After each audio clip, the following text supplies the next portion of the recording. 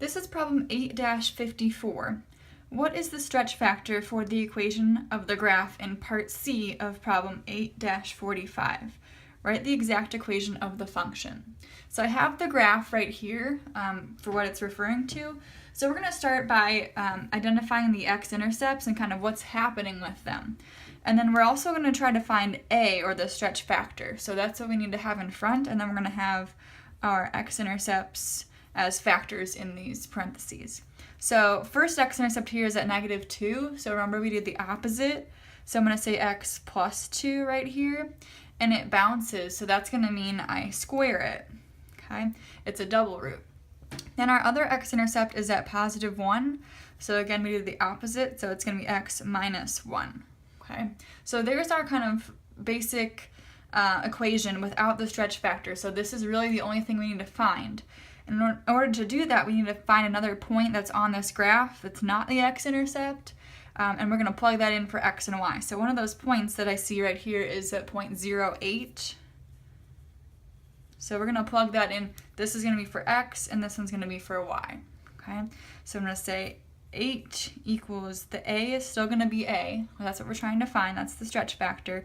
And then instead of x, it's going to be 0. So 0 plus 2 squared, and then 0 minus 1.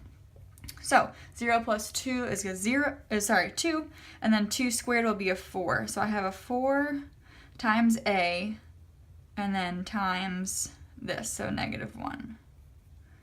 That kind of funky. So we're going to multiply the 4 and the -1 together, and that'll be -4. Oops, sorry, let me move this down. So -4, I'm just going to put the a behind it, because normally that's what we do. We put the variable behind the numbers. So this is just 4 times a times 4, that doesn't matter. And then it's still equal to 8 here. Okay, so we're just kind of doing one step at a time.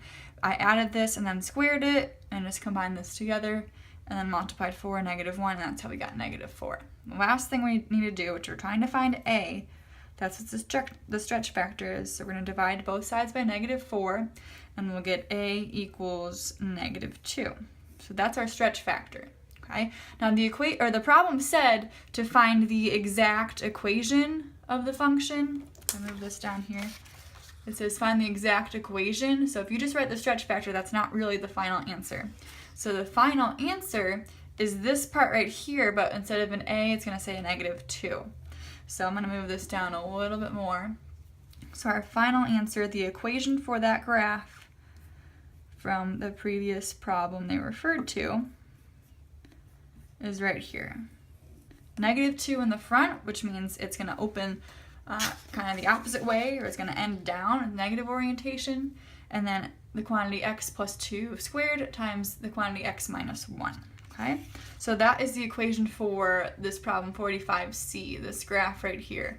This is the equation, this is how we found the stretch factor.